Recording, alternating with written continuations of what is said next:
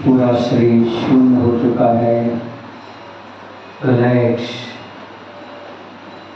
हमारा शरीर पूर्ण शून्य हो गया है। महसूस कीजिएगा शारीरिक कष्ट के प्रति हमारा मन नहीं जाना चाहिए, क्योंकि जब शरीर शून्य हो जाता है तो कष्ट दूर हो जाता है, महसूस ही नहीं होता। जब शरीर शून्य हो जाता है फिर अंदर आत्मा का ध्यान लगता है। आत्मा इन इंद्रियों के द्वारा दिखाई नहीं देती। विज्ञान से अवचेतन मन कहता है पर यह हमारी आत्मा है।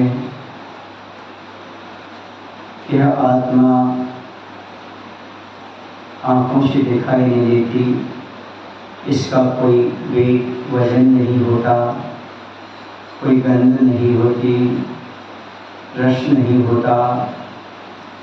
यह आत्मा मुख्य रूप से 5 गुणों से युक्त है, स्वसंवेद्य है, अर्थात यह आत्मा स्वयं के अनुभव में आती है। कोई व्यक्ति पूछे हाथ पर अंगार रख करके कि अंगार की तासीर बताओ, तो जिसके हाथ पर होगी उसे स्वयं महसूस होगा अंगार गर्म होता है। वैसी आत्मा दूसरे की बताने समझाने की वस्तु नहीं होती। आत्मा तो स्वयं महसूस करने की चीज होती है। स्वयं का संवेदन स्वयं के माध्यम से होता है। स्वयं का संवेदन गुण वाली स्वसंवेदन स्वव्यक्तस्य, ऐसी हमारी आत्मा है जिसे योगी लोग हमेशा उसी ध्यान का विषय बनाते रहते हैं। हम ये चाहें तो उस आत्मा को स्वयं जान सकते हैं। आत्मा दिखाने बताने की नहीं बल्कि महसूस करने की चीज होती है। और संसार में जो चीज दिखाई नहीं देती महसूस करने की होती है तो बहुत महत्वपूर्ण हुआ करती है। लोग कहते हैं मुझे भगवान का दर्शन करके ध्यान करके बहुत आनंद आया। उनसे पूछा जाए कहाँ है आनंद बताओ, तो अभिव्यक्त नहीं किया जा सकता। मात्र आनंद अंदर अंदर महसूस किया जाता है। वैसे ही आत्मा हथेली पर रखकर दिखाई नहीं जाती, उस आत्मा को अंदर अंदर महसूस किया जाता है। शरीर जब शून्य हो जाता है कुछ ना कुछ अंदर घटित होता है, वही आत्मा है। इसलिए स्वसंवेद्य है हमारी आत्मा। दूसरा तन्मात्र, अर्थात शरीर के प्रमाण हमारी आत्मा है। जितना बड़ा हमारा शरीर है उतनी बड़ी ही हमारी आत्मा है। आत्मा के असंख्यात प्रदेश हुआ करती हैं। यह आत्मा शरीर प्रमाण हो जाती है। यदि चींटी के शरीर में जाती है ये आत्मा तो चींटी की शरीर बराबर हो जाती है। मूंगी की शरीर में जाती है तो मूंगी बराबर हो जाती है। हाथी के शरीर में जाती है तो हाथी के बराबर विशालकाय हो जाती है। यह इसका संकोच और विस्तार गुण हुआ करता है। जितने बड़े शरीर में जाती है उतने बड़े शरीर में फैल जाती है और छोटे शरीर में जाती है तो संकुचित हो जाती है। इस संकोच और विस्तार इस आत्मा के प्रदेशों में होता रहता है। जैसी आत्मा हाथी के शरीर में है वैसी आत्मा हमारे शरीर में है, वैसे ही आत्मा मूंगी चींटी के शरीर में है। वही आत्मा वृक्ष आदि वनस्पति में है। सूक्ष्म से सूक्ष्म जीव में भी वही आत्मा विद्यमान है, क्योंकि यह तन्मात्र अर्थात शरीर प्रमाण होती है। नृत्य तीसरा गुण आचर्य पूज्यपाद स्वामी कहते हैं इस आत्मा का नृत्य अर्थात अविनश्वर है। यह आत्मा कभी नष्ट नहीं होती। मृत्यु से घबराओ मत, मृत्यु तो मात्र शरीर की होती है। 10 प्राण नष्ट होते हैं जो अंदर चेतना प्राण है वह तो हमेशा विद्यमान रहता है। बाहर के 10 प्राण जो होते हैं वह नष्ट होते हैं, लेकिन निश्चेष जो चेतना प्राण है वह तो हमेशा विद्यमान रहता है। इसलिए मृत्यु शरीर की होती है। मृत्यु 10 प्राणों के वियोग का नाम है। आत्मा तो शाश्वत है, नित्य है, कभी नष्ट नहीं होने वाली, अजर अमर है। इस आत्मा को तलवार से काटा नहीं जा सकता, यह अग्नि से जल नहीं सकती, यह पानी में गल नहीं सकती, यह किसी के प्रहार से नष्ट नहीं होती। ऐसी हमारी शाश्वत आत्मा है। शाश्वत आत्मा है। इस शाश्वत आत्मा का जो ध्यान करता है वह शाश्वत सुख को उपलब्ध कर लेता है। जो आत्मा के गुणों से अनभिज्ञ रहता है वह शरीर के माध्यम से कष्ट उठाता रहता है, संसार में दुखी होता रहता है। यह 3 गुण हमने आपके सामने आत्मा के रखे। और अगला गुण इसमें होता है, यह अत्यंत सुखवान है, अर्थात अनंत सुखवान हमारी आत्मा है। इसमें अनंत सुख प्राप्त करने की क्षमता विद्यमान है, लेकिन हम पुर्गल में पर पदार्थों में सुख की खोज करते रहते हैं। जो आत्मा शांति का भंडार है, सुख का भंडार है, उस आत्मा की ओर हम ध्यान नहीं दे पाते। आज सौभाग्य से आत्मा की ओर आने का हमारे लिए अवसर प्राप्त हुआ है। इस आत्मा में शांति है, आत्मा में सुख है, आत्मा में निर्विकल्पता है, आत्मा में ही सर्वस्व है। बाहर कुछ भी नहीं है। आंख बंद करने के बाद जब बाहर कुछ भी दिखाई नहीं देता, बाहर पुद्गल का व्यापार है, मात्र जड़ पदार्थ ही दिखाई देता है, पुद्गल ही दिखाई देता है। आत्मा तो अंदर इस शरीर के विद्यमान है। अत्यंत सुखवान हमारी आत्मा है। लोकालोक विलोकिना 5वां गुण है। यह लोक अलोक को जानने वाली है आत्मा। लोक अलोक जो कुछ भी पदार्थ है चराचर, उन सबका ज्ञान एक साथ कर सकती है आत्मा। ऐसी अनंत शक्ति, अनंत वीर, अनंत ज्ञान इस आत्मा के अंदर विद्यमान है। पुद्गल की चपेट में आकर के यह अपने ज्ञान को, अपनी शक्ति को भूल बैठी है। ऐसा कोई संसार में काम नहीं है जो हमारी आत्मा के लिए असंभव हो। आत्मा जब परमात्मा बन सकती है, यह आत्मा एक समय में 7 राजु गमन करके सिद्ध लोक में विराजमान हो सकती है। ऐसी शक्तिशाली हमारी आत्मा है, लेकिन वर्तमान में उसकी अभिव्यक्ति नहीं है, इसलिए हम शक्ति को भूल ही गए।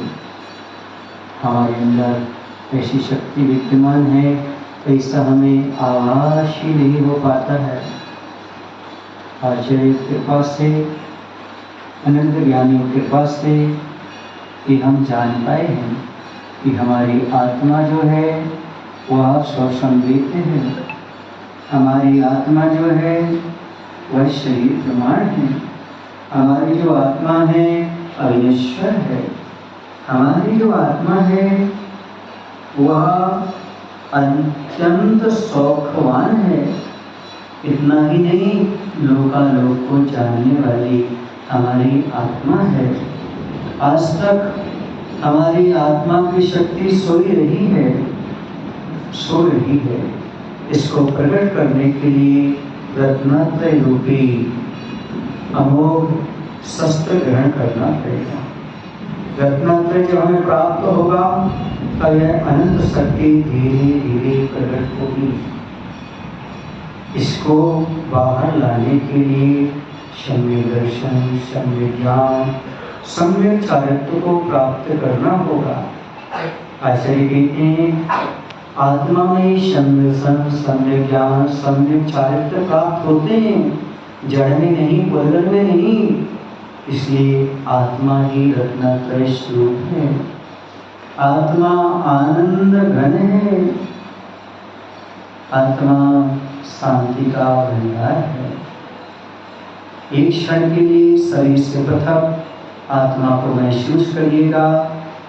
मैं कुछ भी नहीं बोलूँगा, मात्र ध्यान का विषय आत्मा को बनाने का प्रयास करिएगा।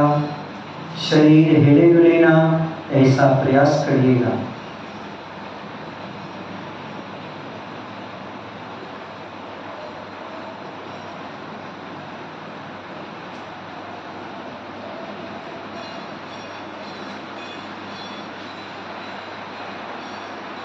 आत्मा में अनंत शक्ति है, लेकिन इस शक्ति का उपयोग विषय वासनाओं में करने से शक्ति क्षीण हो जाती है। 10-10 उपवास करने की क्षमता है, लेकिन जब तक शांति नहीं मिलता, अवसर नहीं मिलता, तब तक शक्ति अभिव्यक्त नहीं होती। कुछ लोग ऐसे ही जिन्होंने जीवन में कभी उपवास नहीं किया, पहली बार उपवास किया होगा, लेकिन उन्हें मालूम हो रहा है अरे हमारे पास एक क्षमता विद्यमान थी, आज तक मैंने उपवास क्यों नहीं किया। पश्चाताप सा होता है, हमारे पास एक शक्ति थी पर हम डरते रहे, हमने उस उपवास को, तपस्या को स्वीकार नहीं किया। उसी प्रकार से घबराओ मत, आप भी मुनि बन सकते हैं, आलिका बन सकती हैं। आपके पास ऐसी शक्ति विद्यमान है, बस एक बार गुरु का संग ले जाए तो वह शक्ति उत्पन्न हो जाती है। शक्ति को उत्पन्न करने के लिए श्रद्धा और रुचि की आवश्यकता होती है। जब श्रद्धा हो जाती है कि हमारी आत्मा में अनुशक्ति विद्यमान है, तो धीरे धीरे गुरु के उपदेश से अभ्यास करते हुए रुचि भी जाग जाती है। ये रुचि का विषय है। जिस क्षेत्र में हमें रुचि हो जाती है उसमें आनंद आने लगता है। जैसे ध्यान में रुचि बैठती जा रही है, आनंद बढ़ता चला जा रहा है। आत्मा का ध्यान करने से जब शरीर शिथिल हो जाता है तो शरीर का दर्द समाप्त होने लगता है, सिर दर्द ठीक हो जाता है, पेट दर्द ठीक हो जाता है, घुटनों का दर्द ठीक होने लगता है। ध्यान करने से पाप करने की नजरा होती है और पुण्य का संचय होता चला जाता है, जिसके माध्यम से असाता कर्म छटते जाते हैं। असाता हटता है, पुण्य बढ़ता है, साता बढ़ती है, तो सिर दर्द ठीक हो जाता है, बुद्धि का विकास होता है, स्मरण शक्ति बढ़ती है, हमारे अंदर की क्षमता हमें ज्ञात होती चली जाती है। शरीर से पृथक आत्म तत्व का अनुभव बड़ा दुर्लभ है, फिर भी श्रद्धांजलि के रूप में आप लोग कर सकते हो। पुनः शरीर कब हिलता है इसकी ओर ध्यान दें, शरीर को बिल्कुल ना हिलाएं तो अपने आप आत्मा महसूस होगी।